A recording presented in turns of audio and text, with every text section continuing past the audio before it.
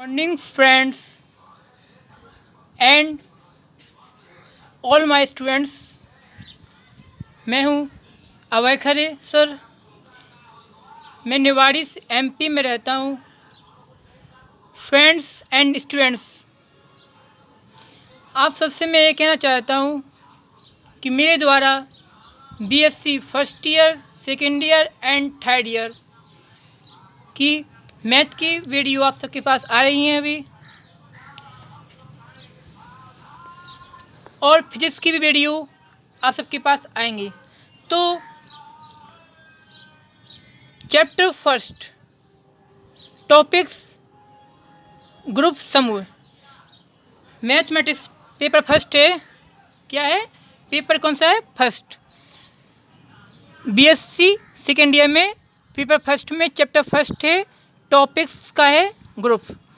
Group में मैंने एक क्वेश्चन लिया है, दिखाइए कि सभी सदिशों का समुच्चय जिसमें सदिश योग की संरचना हो आबेली समूह है। कैसे? जैसे कि अभी एक डायग्राम बना के आपको समझा रहे हैं। ऐसे कीजिए, यहाँ से अपने एक लाइन ले ली, राइट। इसे मान लिया यहाँ पर ए, इसे मान लिया डी, फिर यहाँ से एक लाइन ले ली अपन ने, ठीक है। तो इसे मान लिया बी, और यहाँ से एक लाइन ले ली, ठीक है। तो ये कौन सा एंगल बन गया? ट्रायंगल बन गया। कौन सा बन गया? ट्रायंगल। सपोज माना कि यहाँ से एक लाइन गया, राइट। अब यहाँ से एक लाइन गई तो वो लाइन को यहाँ से भी क्रॉस करेगा और यहाँ से यहाँ को भी टच करेगा, राइट। तो इसे भी एक पॉइंट मान बन गया है। तो मान लो इसे ए दे दिया, इसे बी दे दिया, तो इसे अपन दे देंगे क्या? सी। तो क्रम से हो गया A point, B point, C point, D, right. अब यहाँ देखो, ये यहाँ से यहाँ तक ए बी है। जब ए बी है तो ए बी होगा। तो इसे क्या दे दिया? वेक्टर ए प्लस, या वेक्टर हटा दो, ए प्लस बी, ओके। यहाँ पर एक एरो का साइन लगा दो, ओके। जब ऐसे कि जे बी है और जे सी है, तो उसी तरह जब यहाँ पर ए बी था तो ए प्लस बी हो गया। उसी तरह जे बी सी है तो जे बी बी सी हो जाएगा। जब जे बी सी है तो जे बी बी सी हो जाएगा। यहाँ पे क्या लिख देंगे? बी प्लस सी। एरो किसे जाएगा? इसे अपन अभी एरो से डिनोट नहीं करेंगे। नेक्स्ट नंबर इसे अपन दे देंगे बी। इसे बी क्यों दिया? क्योंकि इसे अपन ने ए दे दिया था। ए बी वेक्टर ए से, और बी सी बी से, एंड सी डी इसे नेम दे देंगे सी। जी क्या एरो का साइन है कि यहाँ से ऐसे जा रहे हैं, ओके। आप सब लोग जानते हो कि ए बी सी डी इसका एक फॉर्म बन गया है, ठीक। तो ग्रुप में 5 नियम होते हैं इसमें। दिखाए कि सभी सदिशों का समुच्चय में 5 कौन कौन से? समग्र अभिग्रहित, इसे एक से बोलेंगे क्लोजर एक्जियोम, ठीक है। इसे G1 से डिनोट करते हैं। सेकेंड है साहचर्य अभिग्रहित, इसे एसोसिएटिव एक्जियोम से डिनोट करेंगे, ओके। इसे G2 से डिनोट करते हैं। थर्ड है तस्मक अभिग्रहित, इसे आइडेंटिटी एक्जियोम से डिनोट करेंगे, इसे G3 से डिनोट करेंगे। फोर्थ है प्रतिलोम अभिग्रहित, इसे इनवर्स एक्जियोम से डिनोट करेंगे, और इसका G4 इसे भी नोट करेंगे। और फिफ्थ एंड लास्ट है क्रम विनिमय अभिगृहित, इसे कम्यूटेटिव एक्जियम से डिनोट करेंगे और G5 से भी डिनोट करेंगे, G1, G2, G3, G4, G5। Okay friends and students, तो अपन सबसे पहले ले लेते अपन लोग G1। तो G1 में ले लेंगे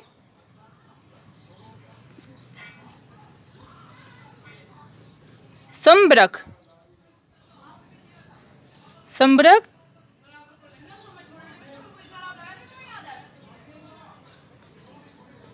अभिगृहित। अब संवरक अभिगृहित में आप लोग समझिए, हम जानते हैं कि सदिशों का योग, संवरक अभिगृहित में हम जानते हैं कि सदिशों का योग की परिभाषा के बारे में बताएंगे आपको। परिभाषा से सदिशों का योग एक सदिश होता है। क्या होता है? एक सदिश होता है। सदिश कैसे? जैसे कि ए बी के बीच में ए आ गया, बी सी से बी हो गया, सी डी से सी हो गया, यानी क्रम से चल रहा है ए बी सी। और ऐसे भी मान लीजिए आप ए बी जब यहाँ पर तो इसे भी ए प्लस बी, जब बी सी है तो यहाँ पर बी प्लस सी, इसी तरह से आगे क्रम से चलते, राइट। तो उसी तरह अपन आगे देखेंगे, आगे देखिए, अतः संवरक अभिगृहित संतुष्ट हो जाता है। ऐसे क्या हो जाता है? संवरक अभिगृहित संतुष्ट हो जाता है। योग का ही सदस्य है। कैसा सदस्य है ये?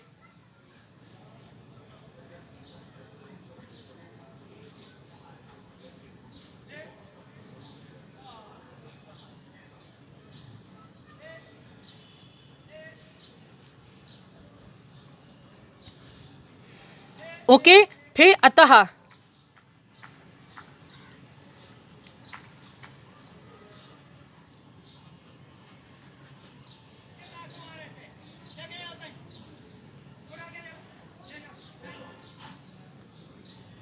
संवरक अभिगृहित क्या संतुष्ट हो जाता है।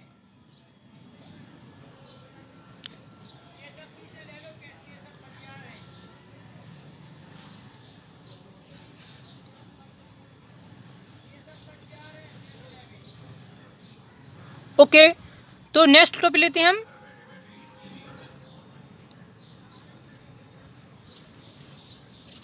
G2। ओके, G2 में टॉपिक लेंगे साहचर्य अभिगृहित।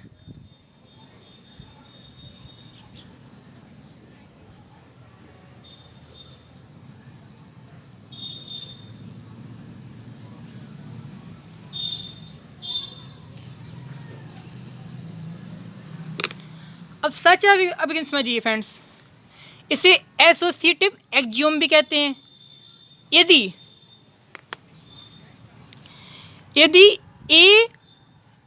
ए बी सी क्या ए बी सी सदिशों के समुच्चय के ऐसे सदिश हो, ए बी सी सदिशों के समुच्चय के ऐसे सदिश हो, जैसे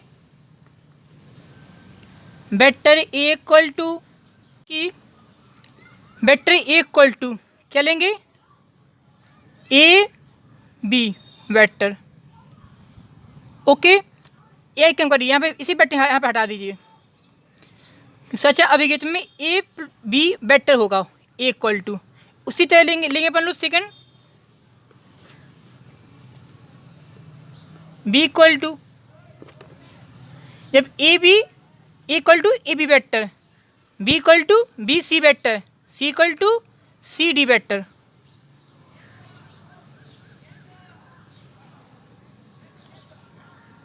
and c equal to c d vector. Okay, तो देखिए फ्रेंड्स, ए प्लस बी अपन लोग करेंगे। देखो ए की वैल्यू जी आ गई है, बी की वैल्यू जी आ गई है, एंड सी की वैल्यू जी आ गई है। अब क्या है, ए प्लस बी है, फर्स्ट स्टेप क्या है A plus B, and second step कौन सी है, बी प्लस सी। तो अपन लोग लेंगे ए प्लस बी, इसे सॉल्व करेंगे। कैसे करेंगे, ए के मान क्या है ए बी प्लस, और बी का मान क्या है बी सी। ए का मान क्या है ए बी और बी का मान क्या है बी सी। इतना क्लियर है फ्रेंड्स। तो देखिए फ्रेंड्स, जब ए का मान है a b vector plus b का मान है बी सी वेक्टर, तो अब देखिए सेम क्या है इसमें, बी बी क्या है सेम, तो बी बी को क्या कर देंगे कैंसिल। तो नेक्स्ट आंसर स्टेप क्या जाएगा, ए यहाँ से आ गया और सी यहाँ से आ गया और वेक्टर। ओके, तो क्या हो गया ए प्लस बी इक्वल टू क्या आ गया ए सी वेक्टर।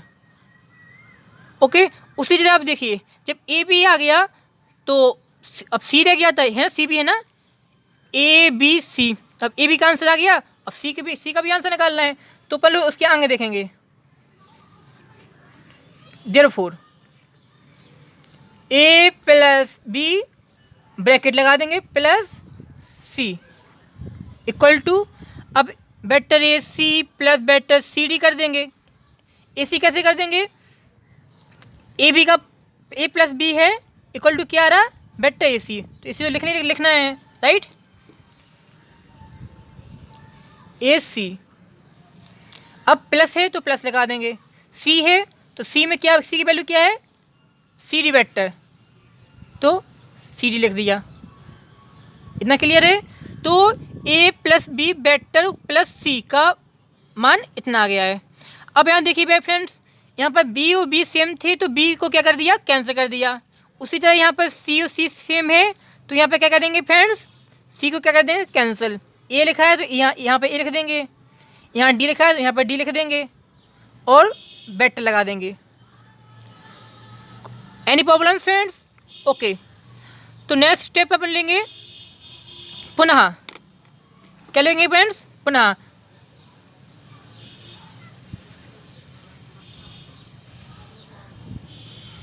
देखिए फ्रेंड्स ए प्लस बी को सॉल्व कर लिया था फ्रेंड्स। उसी तरह अब बी प्लस सी है तो यहाँ पे लिखेंगे b plus C equal to, अब देखिए फ्रेंड्स बी का मान क्या है b c vector plus c का मान क्या है सी डी वेक्टर। ओके, तो यहाँ पर सी सेम है तो यहाँ से भी लिखा अपन ने बी और यहाँ से लिखा डी, वेक्टर लगा दिया। ओके, अब नेक्स्ट स्टेप में अपन लोग आगे ले लेंगे। जब यहाँ पर बी सी आ गया है तो बी सी के पहले कौन सा अक्षर आता है, कौन सी स्पेलिंग आती है ए, तो बी सी ए, तो यहाँ पर ब्रैकेट लगा देंगे, इसके पहले ए लिखेंगे, तो उसी टाइप पर लिखेंगे देयरफॉर ए प्लस ब्रैकेट में लगा लिखेंगे b plus C equal to. अब देखिए फ्रेंड्स ए का मान क्या है वेक्टर ए बी,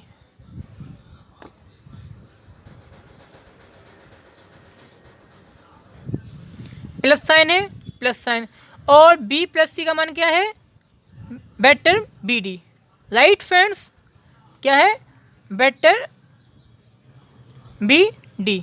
ओके, तो नेक्स्ट स्टेप में अपन लेंगे, क्या रूल्स था, जो स्पेलिंग सेम आएगी उसे कैंसिल कर देंगे। यहाँ देखिए फ्रेंड्स यहाँ बी भी सेम है तो लिखेंगे vector A D, vector A D.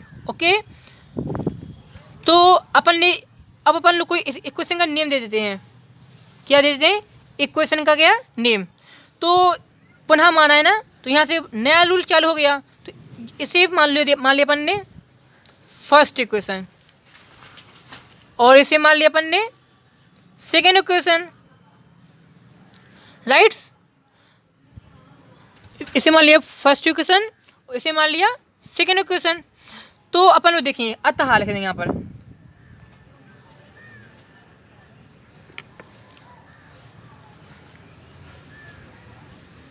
समीकरण फर्स्ट और समीकरण सेकंड से, समीकरण फर्स्ट एंड समीकरण सेकंड लिखेंगे। तो देखिए समीकरण फर्स्ट ये है और समीकरण सेकंड ये है, और वेक्टर एडी समीकरण फर्स्ट में भी आ रहा है आंसर, और वेक्टर एडी समीकरण सेकंड में आ रहा है, यानी कि आंसर क्या है, सेम। जब आंसर सेम है तो जो जो टॉपिक है वो भी सेम होगा, तो इन दोनों को क्या लिख देंगे, सेम लिख देंगे। कैसे लिख देंगे same, A plus B plus C equal to A plus B plus C, इतना ओके। अब इसी पर नेम दे देंगे। अतः साच्य अभिगीत को संतुष्ट करता है। क्या करता है,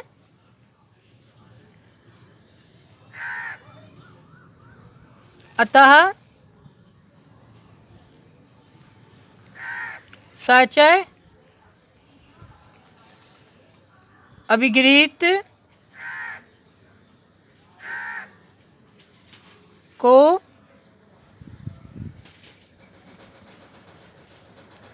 संतुष्ट करता है। तो समुच्चय में जीवन, समग्र अभिगीत, G2 साच्य अभिगीत। अब अपन तीसरा टॉपिक लेंगे। तीसरा टॉपिक है G3, इसका नेम है तस्मक अभिगीत।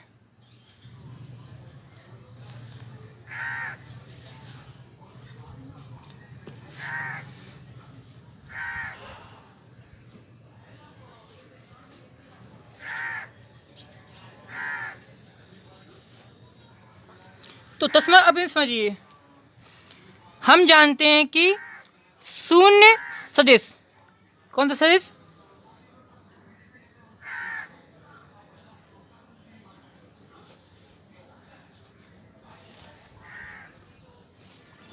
शून्य सदिश मतलब कि नल वेक्टर। हम जानते हैं कि ये जो शून्य सदिश है जो वो क्या है, नल वेक्टर। तो उसके बारे में आप समझिए, जीरो कहलाएगा। क्या, इसे जीरो से डिनोट करेंगे।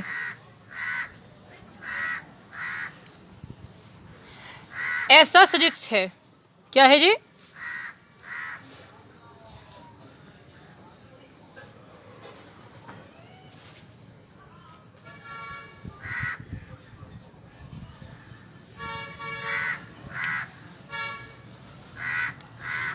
G3 तस्मक अभिगीत शून्य वेक्टर, इसे कैसे बोलेंगे, नल वेक्टर जीरो। ऐसा सदिश है, ऐसे कि अपन लोग इसे जोड़ करते हैं ए से, तो ए प्लस जीरो क्या ले लिया, ए प्लस जीरो ले लिया, तो इक्वल टू आंसर क्या आएगा, ए। अपन ने ए को पहले ले लिया तो ए प्लस जीरो इक्वल टू ए आ गया, और इसे ले लिया अपन ने, ऐसे ले सकते हैं zero plus a equal to में फिर भी ए आता, दोनों के स्टेप क्या है, सेम है। तो इसे अपन किस तरह लिख सकते हैं,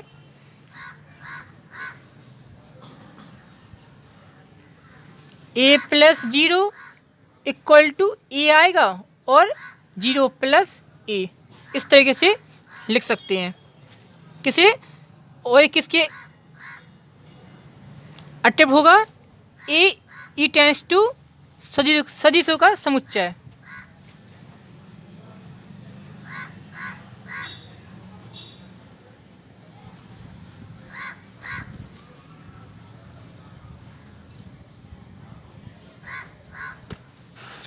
सदिशों का समुच्चय जो शून्य वेक्टर तस्मक अभिगीत कहलाता है। ठीक है,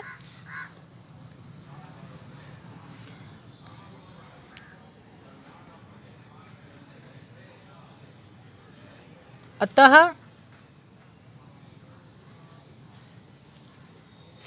तस्मक अभिगीत संतुष्ट हो गया।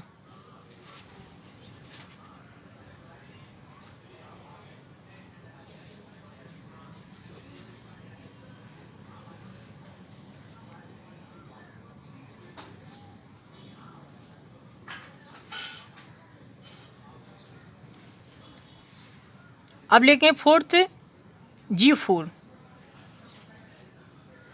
G4 है प्रतिलोम अभिगृत।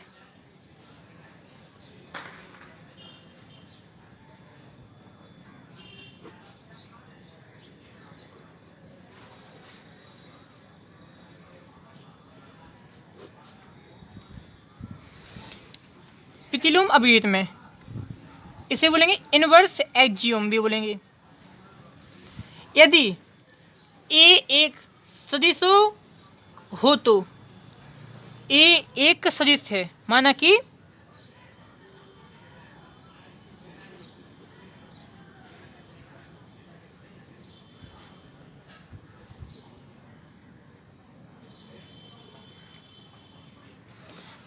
ए एक सदिश है तो माइनस ए एक ऐसा सदिश है। जब प्लस ए एक ऐसा सदिश है तो माइनस ए भी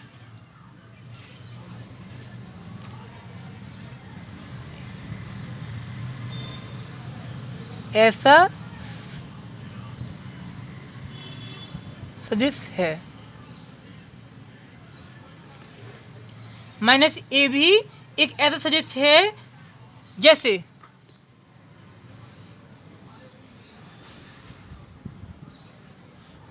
इसी के अपन ने प्लस ए लिखा, क्या लिखा? प्लस ए, और प्लस क्या लिखेंगे अब? माइनस ए। जब तस्मक अभिगृत में 0 आया था तो 0 लिखा था। प्रतिलोम अभिगृत मतलब जो नंबर लिया है उसका इनवर्स। हमने ए लिया है तो ए माइनस साइन आ जाएगा, इनवर्स आ जाएगा। अगर हम बी लेते तो बी इनवर्स आ जाता, सी लेते तो सी इनवर्स आता। ये आपको क्या रखना है? ध्यान। ओके, तो अतः ऐसे कि ए प्लस ए माइनस ए आ गया तो इक्वल टू में क्या आएगा? 0 आएगा, राइट। जैसे कि 2 है, 2 माइनस 2 प्लस माइनस क्या हो जाएंगे? प्लस माइनस माइनस हो जाएंगे। मान लो यहाँ पर 2 है और यहाँ पर 2 है, 2 माइनस 2 0। उसी तरह ए है, ए माइनस ए 0। जब ऐसा अपन लोग लिख सकते हैं तो इसके अपोजिट क्या हो जाएगा? इस रूल से माइनस ए प्लस ए, दोनों के इक्वल में 0 ही आंसर आएगा। ठीक है,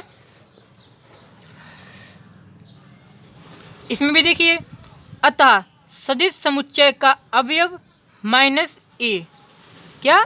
माइनस ए सदिश ए का प्रतिलोम है।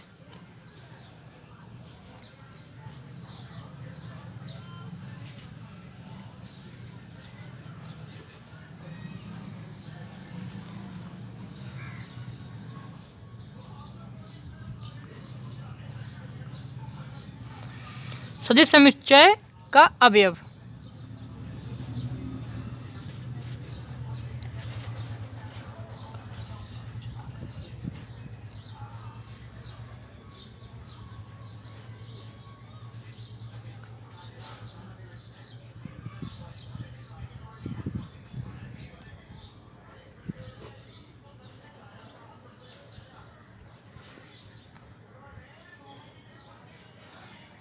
अतः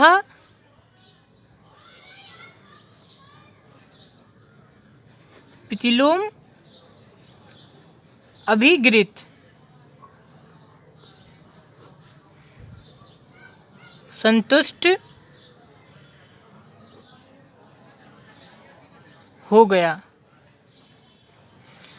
अब अपन फोर्थ फिफ्थ लेंगे G5। ओके फ्रेंड्स, फिफ्थ लेंगे अपन G5, क्रम विनिमेय अभिगृत।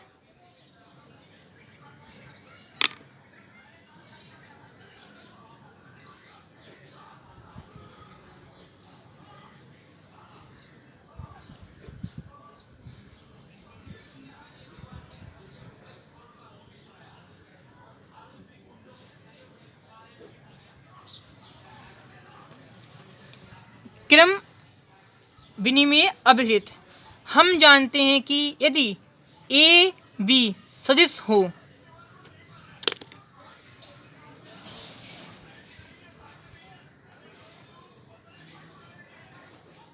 हम जानते हैं कि ए बी सदिश हो, तो हम जानते हैं कि ए बी सदिश हो तो क्या मानेंगे फिर,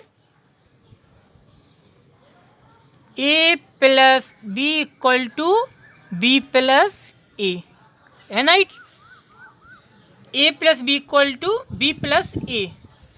जो राइट और लेफ्ट है, मान लो ये राइट लेफ्ट लेफ्ट, तो इक्वल टू में लेफ्ट राइट हो जाएगा। ओके, ये ध्यान रखना।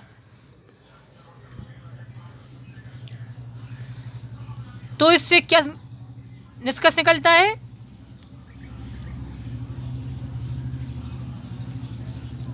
अतः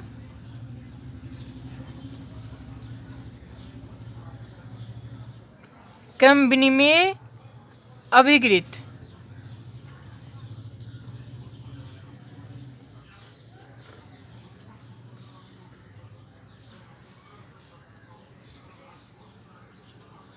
संतुष्ट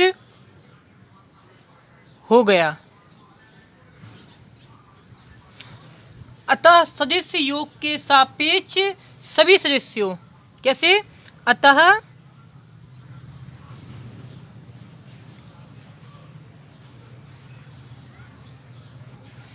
सदिश योग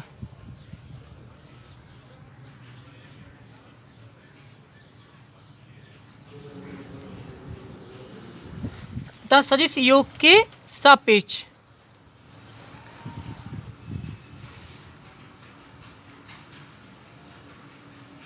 सभी सदिशों का समुच्चय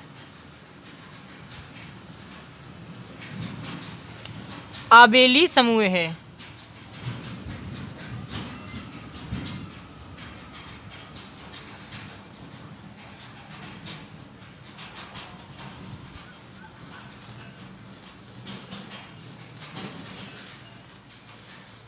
तो दिखाइए कि सभी सदिशों का समुच्चय जिसमें सदिश योग की संरचना हो आबेली समूह है। ये diagram G1, G2, G3, G4, G5, ये आपका उस प्रश्न का उत्तर है यहाँ तक। तो फ्रेंड्स, टैलेंट एकेडमी पॉइंट में आप लोग को BSc की ऑल मैथमेटिक्स इम्पोर्टेंट क्वेश्चन आपको समझाए जाएंगे और फिजिक्स के भी आपको सबको बताए जाएंगे, एंड 11th-12th की इसमें मैथ फिजिक्स की वीडियो भी अपलोड हो रही हैं, और धीरे धीरे 11th-12th की इंग्लिश ग्रामर की क्लासेस लगेंगी। एंड अगर मैसेज आएंगे आप लोग, कमेंट्स आएंगे आप लोग की ओर से कि 9th-10th की भी स्टडी वीडियो आए आप लोग की और हमारी ओर से, तो वो भी अपलोड होंगी। बस आप लोग कमेंट करिए कि आप लोग को ये वीडियो कैसी लगी। Like, share and subscribe.